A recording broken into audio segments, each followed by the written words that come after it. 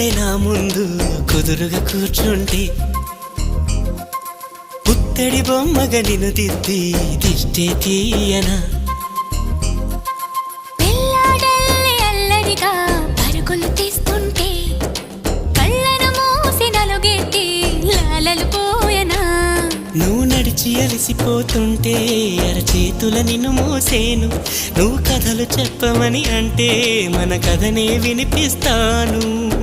ఏ చింత లేదంటూ నీ చింతనుంటే ఏ భాగ్యం కావాలి నాకింతకంటే ఈ దొరసాని నాలివేణి ఇక లోకంలో ఏదైనా పోతే పోనీ ఏం చేసావో నా ప్రాణం ఏదేమైనా జీవితమే